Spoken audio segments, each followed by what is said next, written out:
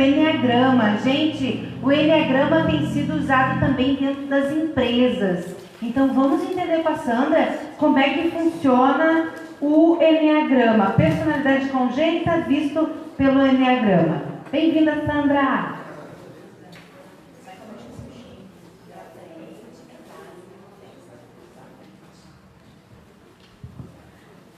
Então, boa noite. Eu sou a Sandra Pereira, então, sou psicoterapeuta reencarnacionista, né, terapeuta holística. A psicoterapia reencarnacionista é a menina dos meus olhos, né? É a minha principal terapia, é com esta teoria que eu lanço os olhos sobre todas as outras terapias que eu trabalho, né? O Enneagrama, assim como a grafologia, são duas ferramentas que eu trago da área corporativa, né? Antes de ser terapeuta, eu trabalhei mais de 15 anos na área de recursos humanos e usei Enneagrama, grafologia como ferramentas de avaliação de perfil, né? E aí, diante de uma proposta diferente que a Alessandra me fez, lancei então os olhares reencarnacionistas sobre o Enneagrama, né, que nos traz então 9 perfis comportamentais que vão diretamente ao encontro da personalidade congênita, onde residem os nossos padrões de comportamento repetitivo há várias e várias encarnações, né? Então eu consegui fazer um raciocínio bem interessante em cima disso, né? Então vamos começar para eu ver se consigo ser breve. O que é a personalidade congênita, né? Fazer uma pincelada em cima da teoria da psicoterapia reencarnacionista para a gente entender a minha linha de raciocínio com o Enneagrama. A personalidade congênita é as nossas características que viemos exercitando ao longo das várias encarnações. São as nossas inferioridades e as nossas qualidades já conquistadas, né? Então, essa é a personalidade congênita, é um conceito da doutrina espírita e da psicoterapia reencarnacionista. Identificamos a personalidade congênita, então, dentro do tratamento com a psicoterapia reencarnacionista, através das regressões, né? Regressões terapêuticas. No Enneagrama, a gente usa um questionário para identificar a pessoa dentro dos 9 padrões esses, né? Então, é uma ferramenta que descreve 9 padrões de comportamento, possibilita o entendimento das emoções que o influenciam diretamente, né? E este entendimento possibilita a identificação dos elementos motivadores e desmotivadores, né? Na psicoterapia reencarnacionista, a gente trabalha a utilização das qualidades para curar as inferioridades, né? Então, no Enneagrama, com outras palavras, também se faz um trabalho muito similar. Para que serve um Enneagrama, né?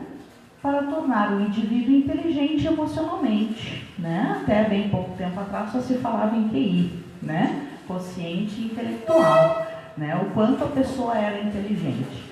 De uns tempos para cá, algumas décadas, cada vez mais se identificou a importância da inteligência emocional, né? Do quanto as emoções influenciam as nossas relações e, consequentemente, a nossa competência de trânsito pela vida, né? Se a gente estender esse raciocínio às reencarnações, o quão competentes emocionalmente nós temos sido para co-criar padrões saudáveis, né? Então, o Enneagrama, nesta encarnação, né, é uma ferramenta que avalia só uma encarnação, né? Não avalia padrões comportamentais de vidas passadas, mas avaliando os padrões desta encarnação, a gente já consegue ter uma boa noção de personalidade congênita, né? É utilizado de N formas, né? Como eu venho de área corporativa, a gente identifica utilizações do Enneagrama em áreas corporativas, né? Processos de seleção pessoal, processos também de promoção, né? Onde as pessoas eventualmente são transferidas de setor, onde vão ser colocadas em atividades diferentes. Então, o Enneagrama é um instrumento bastante esclarecedor de se a pessoa vai se adaptar ou não nas atividades diferentes, né? Nas quais vai ter que aprender. Enfim, né? Escolha vocacional, onde hoje, por exemplo, eu utilizo o Eneagrama em testes vocacionais, né? Onde eu atendo escolas com ensino médio, estudantes se preparando para escolher a sua profissão. Então, o Eneagrama entra com bastante assertividade nessa definição de perfil, para que a pessoa possa escolher uma atividade profissional que esteja de acordo com as suas vocações, com seus interesses, né? E agora a própria personalidade congênita, né? Qual é o seu Eneagrama? São 9 padrões comportamentais, né? O Eneagrama é esta figura aqui, que nós estamos vendo, e ela foi conformada desta forma, porque agora, conforme eu for passando, vocês vão vendo que nós não temos apenas um padrão, né? Nós temos vários padrões. Então, essas correlações que existem são os cruzamentos dos perfis que são feitos, né? Onde muitas vezes a gente usa a qualidade de um perfil para trabalhar os defeitos de outro e assim vai, né? Então, são 9 padrões, né? Que possuem qualidades, que possuem defeitos, dificuldades, enfim, pontos a melhorar, né? Eu não vou poder passar individualmente, explicar cada um deles em função do nosso tempo, né? Eu vou ter que fazer uma apresentação mais breve, mas nós vamos passar rapidamente por cada um deles para vocês terem uma ideia. É um mapa comportamental, então, composto pela mescla de percepções do entrevistador e dos resultados das respostas de um questionário que a pessoa responde, né? Não poderia ser uma ferramenta que trabalha com pessoas, né? Apenas uma questão matemática, um cálculo de questões respondidas, né? Então, percepção do entrevistador, da pessoa que está aplicando o Eneagrama, também tem uma contribuição bastante considerável na percepção do padrão que aquela pessoa se enquadra, né? Porque muitas vezes a pessoa não entende muito bem uma questão, ou não responde de maneira clara uma outra questão, e aí uma margenzinha de erro a gente sempre trabalha, né? Então, para corrigir essa margem de erro, a gente tem a percepção do entrevistador, onde pode fazer um enquadramento melhor dentro do perfil, né? Normalmente é composto de 2 encontros. No primeiro encontro, onde é aplicado esse questionário, e a pessoa faz a entrevista, né? O entrevistador conversa com a pessoa para saber mais dela, históricos, enfim, uma entrevista como todos nós já passamos N vezes aqui, né? E depois, né, o entrevistador pega as suas percepções, as respostas da pessoa e vai enquadrar dentro dos perfis no processo de correção. Depois tem um segundo encontro, onde é dado uma devolutiva para a pessoa, mostrando para ela quais são os caminhos mais favoráveis para que ela se adapte, né, dentro das condições emocionais que ela apresentou. Então, aqui a gente começa a ver já os padrões, né? O primeiro perfil é do perfeccionista, né? Tem como vício emocional a raiva, né? Então, quem de nós que não conhece uma pessoa perfeccionista que fica indignado quando alguma coisa não sabe como ela quer, né? Então, depois tem as características positivas, características negativas, né? Dessas características são feitos os cruzamentos depois entre os perfis, como eu falei agora há pouco. Tipo 2 é o prestativo, né? O vício emocional é o orgulho, porque a pessoa que é prestativa, ela gosta de ser prestativa, ela gosta de aparecer como prestativo, né? E esta base está no orgulho. Isso não quer dizer que seja uma coisa ruim, né? Na maioria das vezes a gente chega nesta palavra como sendo uma inferioridade, mas não necessariamente é, né? Se nós lançarmos um olhar amoroso em cima dessa palavra, a gente vê que muitas vezes é necessário se ter um orgulho para se valorizar, né? Para se conseguir enxergar as nossas qualidades, enfim, fazer o nosso processo de autoavaliação, autoolhar, né? Características positivas, características negativas. Tipo 3 é o bem-sucedido. O vício emocional é a vaidade. O tipo 4 é o romântico. O vício emocional é a inveja.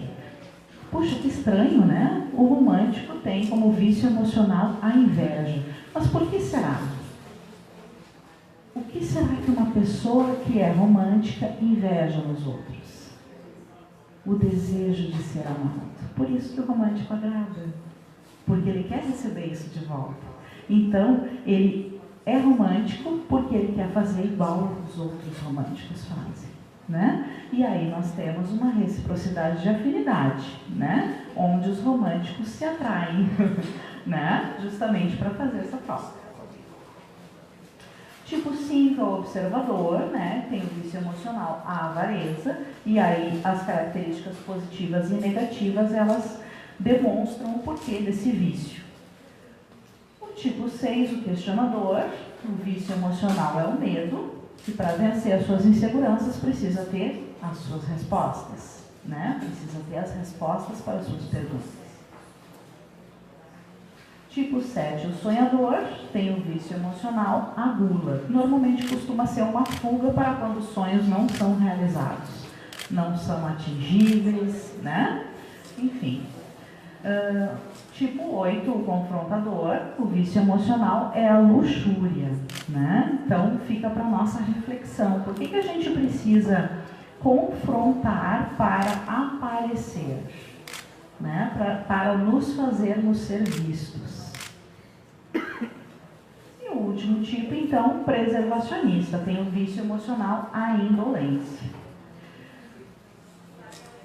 Aqui, então, temos alguns gráficos para exemplificar sobre os cruzamentos, né? Ao longo do tempo, os estudos do Eneagrama foram se aprofundando e foi identificado que existem grupos dentro dos tipos, né? Eneagramáticos, que são os instintivos, os mentais e os emocionais. Então, nos cruzamentos, quando se tem uma pessoa muito mental, são as qualidades de qual grupo que a gente precisa utilizar para curar as inferioridades dos mentais. São os instintivos e os emocionais. E assim sucessivamente, né? A gente vai fazendo os cruzamentos.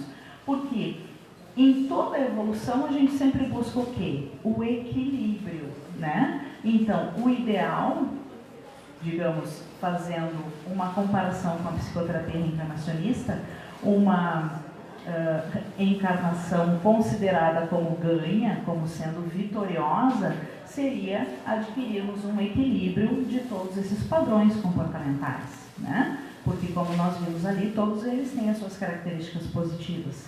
Então, nós devemos buscar pelas qualidades de todos os tipos. Aqui nós temos uma roda de valores, e aí quem é coaching aí vai ficar bastante feliz e faceiro, né? Porque esta é uma imagem que remete muito à roda da vida, que os coachings trabalham muito, né? Então aqui a gente percebe a possibilidade da união de duas ferramentas, onde o Eneagrama, inclusive muitos coachings utilizam o Eneagrama como sua ferramenta, pois com a sobreposição do perfil identificado aqui no Eneagrama, na roda da vida feito pelos coachings, se consegue ter uma confirmação ou não do que se precisa trabalhar naquele desenvolvimento, né? Então, isso é bastante interessante, né? Agora vai vir um slide em seguida que mostra mais possibilidades de parceria do Eneagrama com outras ferramentas. Aí aqui na roda dos valores e das crenças, né, a gente tem valores, crenças, pensamentos que são íntimos de quem tem cada tipo de perfil, né? Então isso é bem interessante porque são informações muito mais próximas a nós, né? Muito mais reais da nossa realidade, do nosso dia a dia. Aqui, Eneagrama e parcerias, né? As regressões terapêuticas ainda sofrem uma boa carga de preconceitos, né? Dependendo do que a pessoa tem de esclarecimentos, ela não quer passar por uma regressão. Ela não quer também se submeter a uma RAD, né? Que é uma regressão à distância, que é quando outra pessoa deita pela pelo interessado para fazer acessar o passado dela e mostrar o que aconteceu no passado dela, né? Enfim, as justificativas são várias, né? A gente respeita, se tem bastante instrução e ferramentas para justificar que a regressão é muito benéfica, né? Muito tranquila, simples de se fazer, mas ainda assim a gente tem que ter a flexibilidade necessária de saber aceitar quando a pessoa nos traz esses tipos de retorno, né? E tentar jogar um jogo de cintura ali para atender a pessoa na necessidade que ela está nos trazendo. Afinal de contas, se ela nos buscou, é porque ela está em busca de uma cura, está em busca de uma solução para a sua problemática, né? E se existem outras ferramentas, por que não atendê-la, né? Então, o Enneagrama entra nesses casos de não possibilidade de regressão, né? Que são as pessoas que têm suas regressões apenas de desligamento de traumas, né? Não aparece na regressão dessas pessoas dados de personalidade congênita, ou aparecem muito poucos dados, né? Então, o Enneagrama nesse caso, e eu uso também a grafologia, que também é outra ferramenta que eu tenho, né? Justamente para trazer esses dados e fazer um confronto com os dados que apareceram na regressão, para mostrar para a pessoa que tais e tais itens fazem parte do planejamento encarnatório dela como propósito de vida para essa vida. Vencer tais inferioridades, se utilizar, se beneficiar de suas características positivas já conquistadas, né? Então, essas ferramentas, nesses casos, entram muito bem. Regressões baseadas em sensações físicas, o que também acontece, né? As pessoas percebem, estou sentindo o coração palpitando, estou sentindo sendo apertada, estou sentindo uma dor no pé, e aí a sensação vai passando. Enfim, são regressões sinestésicas, como a gente diz, né? Baseadas nos sentidos.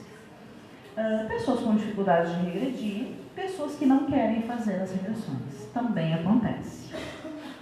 Nesses casos, o Enneagrama entra como uma ferramenta bem interessante.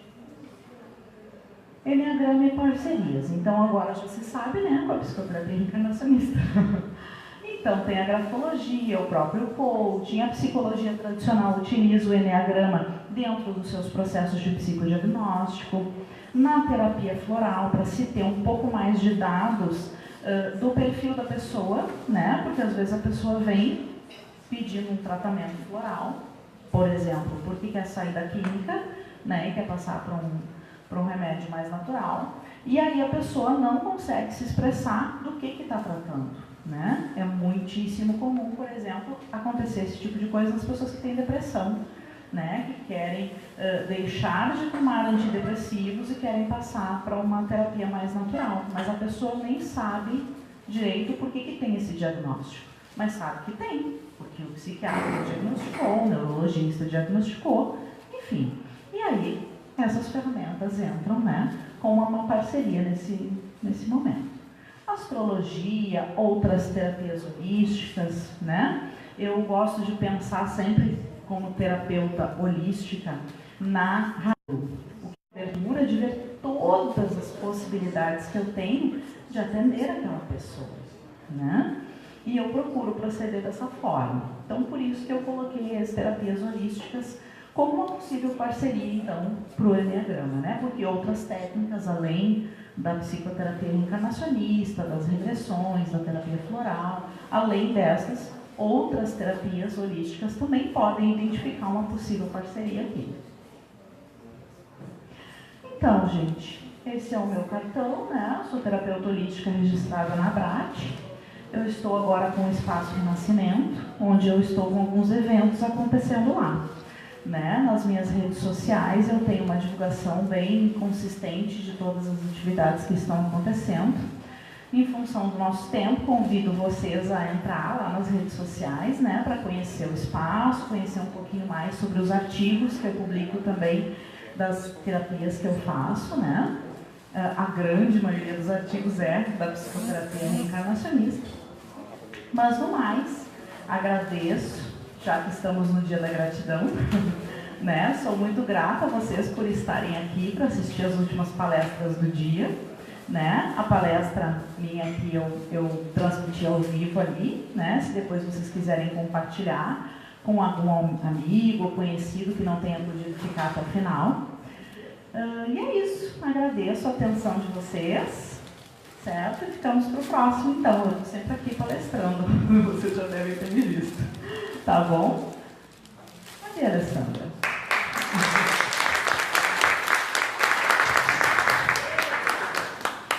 Muito bem, muito obrigada, Sandra, pelo conhecimento. E vamos fechar então, gente, com a Thaís. Aonde a Thaís vai falar pra gente. Deixa eu já fazer um sorteio aqui da sacola do Conexão Eu Sou. Tira aqui, Sandra, pra gente, por gentileza. Vamos ver se está aqui ainda a pessoa, né? Tira aí pra gente e já fala. A Thaís Pinheiro vai falar sobre a gratidão e felicidade autêntica. Um direito seu.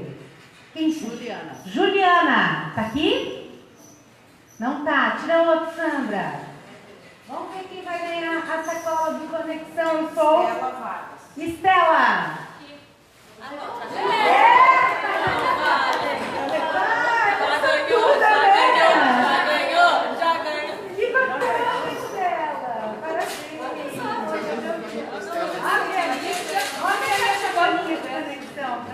Olha, a gente tem que ter muita gratidão pelo universo, né? Ele é maravilhoso. Também, né? 2 sorteios no mesmo dia. Aí, vira pra cá. Gosta dessa palhinha aqui, ó. Bota aqui. Opa! Isso, só pra mostrar aqui. Certinho. Legal. É muita sorte para um dia só, né? E aí, Thaís, vamos lá pra gente fazer o encerramento? Sim, vamos abrir aqui só o meu PowerPoint. Já pra gente começar.